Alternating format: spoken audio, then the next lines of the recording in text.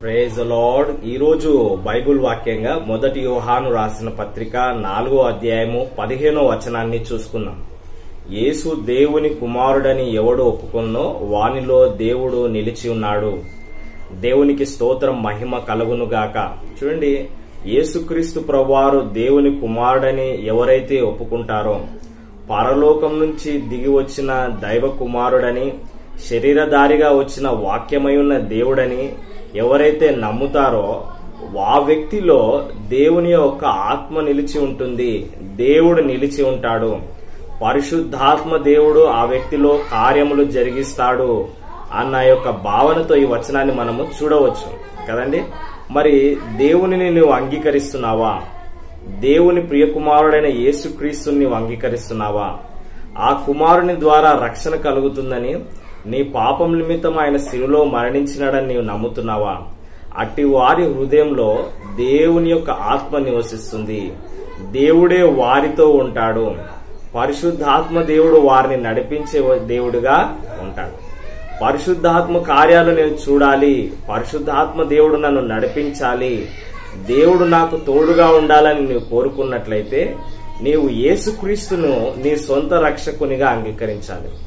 ఆయన నీ పాపం నిమిత్తం మరణించినాడని నీవు విశ్వసించాలి. మరి పునరుద్ధానుడై తిరిగి లేచి మనుషులు నీతిమంతులుగా తీర్చబడినట్లు ప్రభువు ఆ విధంగా లేచి ఉన్నాడు. దేవునికి స్తోత్రం, మహిమ కలుగును గాక. మరి ఆ ప్రియుని అందు మనకు రక్షణ ఉన్నది, విమోచన ఉన్నది, నిత్య జీవం ఉన్నది. మరి దేవుడు యేసుక్రీస్తు ప్రభువారిని లోకానికి ఎందుకు పంపించినాడంటే, నశించిన దాన్ని వెతికి రక్షించడానికే. నశిస్తున్న మానవుడు రక్షింపబడాలనేదే దేవుని యొక్క కోరిక.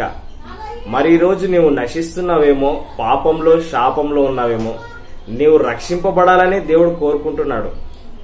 నరకము వెళ్లడము, ఏ వ్యక్తి కూడా పాపంలో జీవించి నరకానికి నిత్యాగ్నికి వెళ్లడము దేవుని చిత్తం కాదు. ప్రతి వ్యక్తి కూడా రక్షింపబడి దేవుని బిడ్డగా మార్చబడి నిత్య జీవానికి పిల్లలందరూ కూడా వెళ్లాలనే ప్రభు కోరుకుంటా ఉన్నాడు.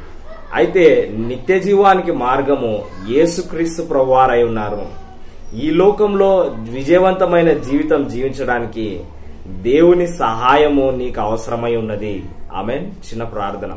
పరిశుద్ధుడైన దేవా, ప్రేమగల తండ్రి, అయా యేసుక్రీస్తు ప్రభువారు దేవుని కుమారుడని, లోకరక్షకుడని విశ్వసిస్తున్నాం.